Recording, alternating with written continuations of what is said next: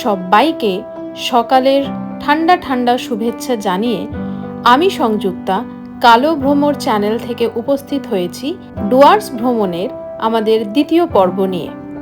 ডুয়ার্স ভ্রমণের প্রথম পর্বে আমরা দেখিয়েছি কিভাবে আমরা মজা করতে করতে গোটা রাস্তাটা এসে পৌঁছেছি আমাদের হোটেল আমন্ত্রণ হোটেল অ্যান্ড রিসর্ট। পথিমধ্যে দেখে নিয়েছিলাম ডুয়ার্সের জনপ্রিয় জায়গা সামসিং। সামসিংয়ে গিয়ে পশ্চিমবঙ্গ থেকে ভুটানের পাহাড়ের মজাও আমরা নিয়ে এসেছি। আজকের পর্বে থাকবে আমন্ত্রণ রিসর্টের পুরো খুঁটিনাটি। সেখানে গিয়ে আমরা কীরকম রুমে থাকলাম, কি কি দেখলাম বা গোটা রিসর্টটা কীরকম সবটাই তোমাদের সাথে আজকে শেয়ার করব। তাহলে আর দেরি না করে চলো চটপট ভিডিওটা শুরু করা যাক।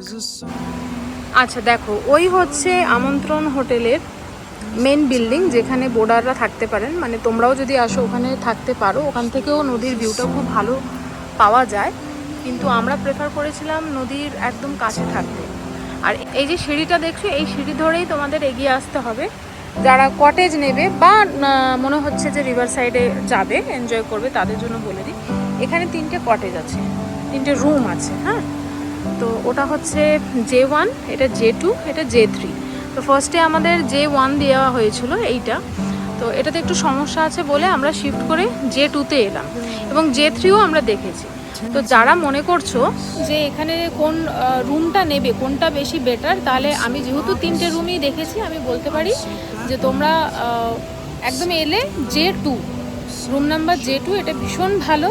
এটা নিলে তোমাদের খুব ভালো ভিউ তো পাবেই, তার সাথে হচ্ছে রুমটা একটু স্পেসিয়াস, মানে বাকি দুটো রুমের থেকে অনেক বড়, অনেকটা জায়গা আছে। তো এটা ডেফিনেটলি তোমরা ট্রাই করতে পারো। আমরা এখন চেক ইন করে গেছি আমন্ত্রণ রিসর্টে, আমন্ত্রণ হোটেল অ্যাকচুয়ালি। তো আমরা প্রথমে এসেছি J1, বলে দিই কিছু একটা সমস্যা আছে ছোট্ট, যে ওদের J1-এর ওয়াশরুমে একটু প্রবলেম আছে, সেই জন্য চেঞ্জ হবে। আমাদের রুম নাম্বারটা J3-তে আমরা শিফট করবো। আপাতত এই রুম 2জন অ্যাডাল্টের জন্য সাফিসিয়েন্ট, 3জন এখানে কোনোভাবেই পসিবল না। হ্যাঁ, একটা বাচ্চা নিয়ে 2জন তোমরা থাকতে পারো। এবারে যেটা মেন কথা, সেটা হচ্ছে ভিউটা এই রুম থেকে কিরকম আসে সেটা দেখো। এখানে এসে বিল্ডিংয়ে না থেকে রিভার সাইড কটেজ বুক করার একটাই কারণ ছিল আমার, যাতে নদীটাকে একদম সামনে থেকে এক্সপিরিয়েন্স করতে পারি, নদীটার ফিল নিতে পারি। আর রুম থেকেও কিন্তু কোথাও না বেরিয়েও আমি আমার বিছানায় বসে বসে নদীটাকে দেখতে পারি। মূলত এই কথাগুলো ভেবেই এই রুমটাকে সিলেক্ট করা।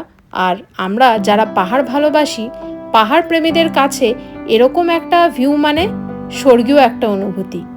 চাবি খোঁজার পর দেখলাম যে এখানে চাবি লাগানো আছে, খুলেওছি ইনফ্যাক্ট। তো যাই হোক, চাবিটা এখন খুলে রাখি আর বাইরেটা দেখি। ওয়াও, দেখো দেখো, জাস্ট দেখো কি ভিউ, কি অসাধারণ ভিউ।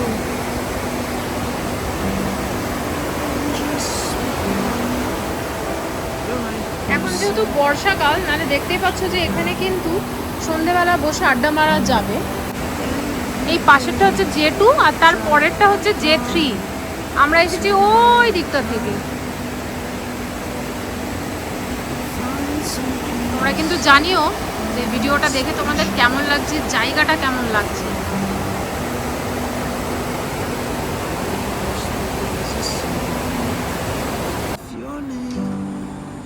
তো ফাইনালি অনেক খোঁজাখুঁজির পর রুম নাম্বার 1, 2, 3 কোনটা নেব, মানে J1, 2, 3 আমরা চুজ করলাম রুম নাম্বার 2।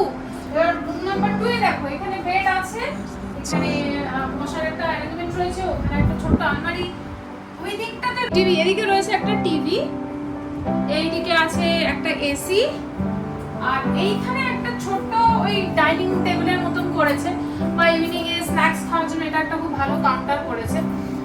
এটা আমার খুব পছন্দ হয়েছে। তো খোঁজাখুঁজির পর আমার মনে হলো না, এটা বেস্ট জায়গা, এটা নেওয়া যায়।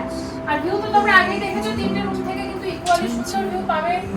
এই দরজাটার চাবি এই মুহূর্তে নেই আমার কাছে, ওদিকে রাখা আছে। যাই হোক, ভিউটা দেখিয়ে দাও।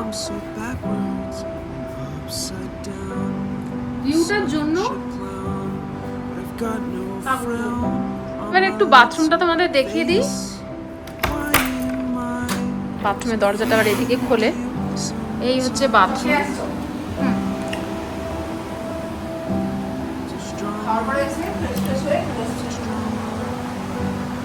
এখানে রয়েছে কোমর। আচ্ছা, এখানে এক্সস্ট ফ্যান, বেসিন, আয়না সবকিছু আছে। তার সাথে গিজারও আছে, কিন্তু ইনভিজিবল মোডে আমরা দেখতে পাচ্ছি না, বাট গিজার ইজ অ্যাভেলেবেল, অসুবিধা হবে না। মৌসুমি টিভি চালাতে ব্যস্ত এখন, ও মানে যেভাবেই হোক টিভি চালিয়েই ছাড়বে। আর আমি এবারে তোমাদের দেখিয়ে দিই, রুমের মধ্যে একটি কাবার্ডও রয়েছে। ওইদিকে রয়েছে কাবার্ড, যেখানে অলরেডি আমরা চেক ইন করবার পর আমাদের লাগেজ রেখে দিয়েছি। আমার বড় লাগেজ নিচে দেখতে পাচ্ছ, আর ওপরে কিছু টুকটাক ব্যাগ রাখা রয়েছে, আর পাশেই রাখা রয়েছে মৌসুমির ব্যাগ। এটুকু বলতে পারি, 3টে কটেজের মধ্যে J2 is the best, because এটা সাইজে বিশাল বড়। এখানে হাত পা ছড়িয়ে বসা যায়, আনন্দ করা যায়, আড্ডা মারা যায়, আর সাথে এরকম সুন্দর ভিউ তো রয়েইছে। আর রাত্রিবেলা একবার ভাবো তো, যদি সানডে সাসপেন্স শোনা যায় বা ভূতের গল্প, তাহলে কেমন হয়। এখান থেকে বেরোলাম, এই হচ্ছে আমাদের দরজা, এখান দিয়ে বেরোলাম। আর এবারে একটু দেখাবো নদীর ধারটা কীরকম, কতটা ভালো লাগছে বা কী লাগছে, তোমরা একটু দেখে দেখো নদীর ধারটা। নদীর ভিউ তো তোমরা দেখতেই পাচ্ছ, বুঝতেই পারছো যে নিজের ব্যালকনি থেকে কীরকম অপরূপ সুন্দর নদী বয়ে যেতে দেখতে পাবে তোমরা। আমরা গিয়েছিলাম বর্ষাকালে, জুলাই মাসে। 2 কলিগ মিলে সোজা চলে গিয়েছিলাম ডুয়ার্সের রকি আইল্যান্ড, আর খুঁজে পেয়েছিলাম এই সুন্দর একটা রিসর্ট, যেখানে তোমরাও আমাদের মতন আনন্দ করতে পারবে। নদীর ঠান্ডা ঠান্ডা জলে পা ডুবিয়ে উপভোগ করতে পারবে খুব সুন্দর একটা মনোরম পরিবেশ। চারিদিকে সবুজের সমাহার চোখে দেখতে পাবে, যা আমরা কংক্রিটের জঙ্গলে দেখতে পাই না। মোদ্দা কথা, ওখানে গিয়ে পুরো মন প্রাণ একদম ফ্রেশ করে চলে আসতে পারবে। আচ্ছা, শুধু মন ভালো করলে কিন্তু হবে না, নিজের পেটের দিকেও একটু খেয়াল রাখতে হবে। আজ ঠিক করে ব্রেকফাস্ট করা হয়নি, তাই ভেবেছিলাম লাঞ্চটা জবরদস্তভাবে করতে হবে। তাহলে লাঞ্চটা সেরে নেওয়া যাক। লাঞ্চে নিয়েছিলাম ফ্রাইড রাইস, ছিল নুডলস, তার সাথে ছিল চিলি চিকেন। আর কি চাই? লাঞ্চ পর্ব মিটিয়ে আরও একবার চলে গেলাম নদীর কাছে। নদী ভীষণভাবে টানছে। নদী থেকে ওই যে দূরে আমাদের কটেজ দেখা যায়। ডিস্টেন্স কিন্তু খুবই কম। নদী থেকে আমাদের কটেজের দৃশ্য ভারী অপরূপ ছিল। আর নদী, সে তো সবসময়ই সুন্দর, অবিরাম গতিতে বয়ে চলেছে নিজের ছন্দে। লাঞ্চ হয়ে গেছে, এবারে আমরা বেরিয়েছি একটু জায়গাটাকে এক্সপ্লোর করব বলে। আর কটেজ তো আগেই দেখেছি, এই ওপরে এই যে এইখানে আমাদের কটেজ। এখন আমরা একটু নদীর জলে নামবো।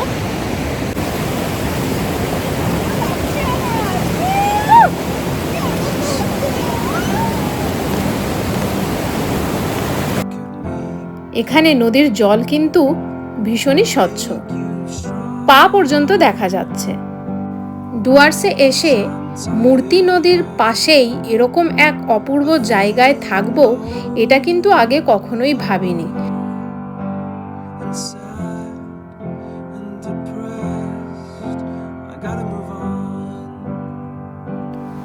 বর্ষাকালে যাওয়ার জন্য নদীতে জলের পরিমাণ ছিল বেশ ভালো, তবে আমরা ওই কিনারে কিনারেই ছিলাম, খুব একটা ভেতর অবধি যাইনি।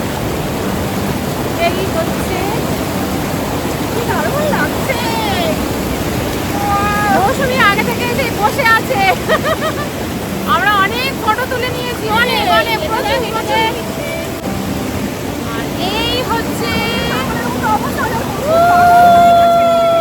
আমি এখন দাঁড়িয়ে আছি আমন্ত্রণ হোটেল অ্যান্ড রিসর্টের রিসেপশন এরিয়াতে।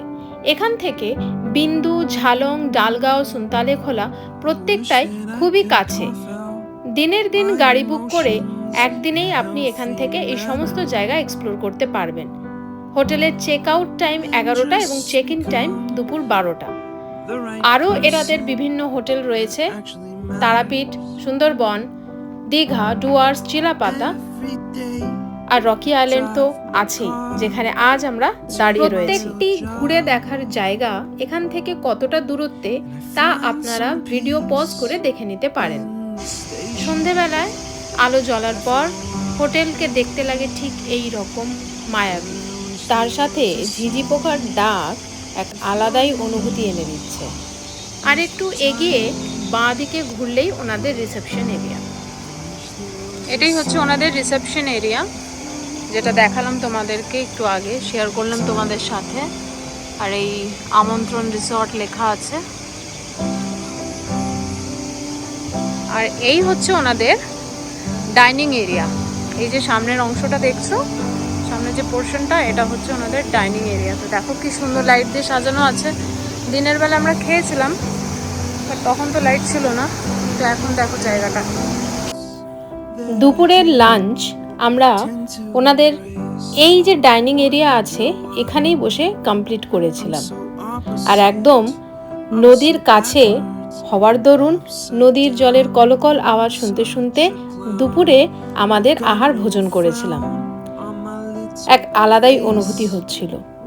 সচরাচর ঠিক নদীর পাশে এর আগে কখনো থাকা হয়নি, তাই এই রকম অভিজ্ঞতা আমার প্রথমবার।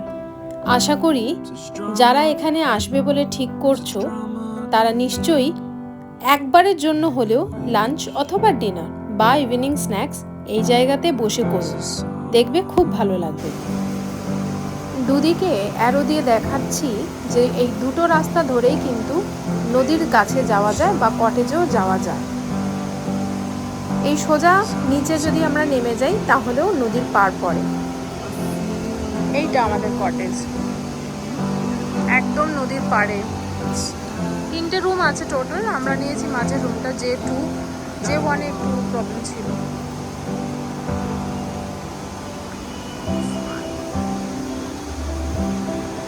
আর এটা হচ্ছে এনাদের বিল্ডিং, এখানেও গেস্টরা যারা চাইবেন তারা থাকতে পারেন। এখান থেকেও ভিউ খুব ভালো দেখতে পাওয়া যায়, বাট আমি প্রেফার করেছিলাম যে কটেজে রুম নিতে, কারণ ওটা একদম নদীর ধারে। তাই সন্ধে হওয়ার সাথে সাথে চা এবং স্ন্যাক্স নিয়ে আমরাও বসে পড়েছি আমাদের রুমে, কারণ আমরা দুজনেই খুব টায়ার্ড ছিলাম। এতটাই টায়ার্ড ছিলাম যে ডিনার পর্যন্ত রুমে আনিয়ে নিয়েছিলাম। মেন বিল্ডিং থেকে নদী কীরকম দেখতে লাগে বা চারপাশের পরিবেশটা ঠিক কীরকম দেখতে লাগে সেটা বলেছিলাম, সুযোগ পেলে নিশ্চয়ই তোমাদের দেখাবো। তো মেন বিল্ডিং থেকে নদীটাকে ঠিক এই রকম দেখতে লাগে।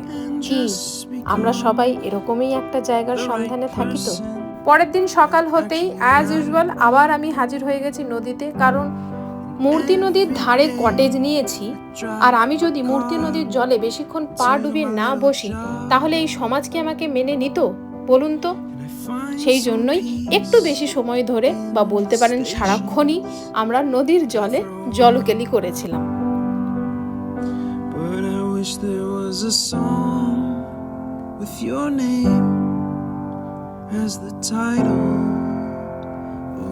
ও মা, তারপরেই দেখি গুড়ি গুড়ি বৃষ্টি পড়তে শুরু করেছে। আমরাও আশেপাশের জায়গাটাকে একটু ভালোভাবে এক্সপ্লোর করে নিচ্ছিলাম। হোটেল থেকে বেরিয়েই দু একটা ছোট ছোট দোকান রয়েছে, যেখানে গেলে আপনারা চা, স্ন্যাক্স, কফি, বিস্কিট, কেক, অনেক রকম খাবারই কিন্তু পেয়ে যাবেন। তার সাথে যাদের একটু আধটু ওই আর কি ধূম্রপানের নেশা আছে তাও অ্যাভেলেবেল। পাহাড়ে গেলে মনটা এতটাই ভালো হয়ে যায় যে হঠাৎ করে একজনকে বলে বসলাম, এই ভাই তোমার স্কুটিটা একটু দাও না, চালাবো। পাহাড়ে এসে স্কুটি চালাবো না তা কি করে হয়? আর এই হলো ডুয়ার্সের সেই বিখ্যাত অর্থাৎ রকি আইল্যান্ডের সেই বিখ্যাত ব্রিজ, যে ব্রিজ দেখতে বহু মানুষে ভিড় জমায়। যদিও ভাগ্য আমাদের ভালো ছিল যে বৃষ্টি পড়ার কারণেই হোক বা অন্য কোনো কারণে আমাদের ফটোশুটের টাইমে কোনো লোক কিন্তু ছিল না। এটা আমাদের জন্য একটা উপরি পাওনা ছিল।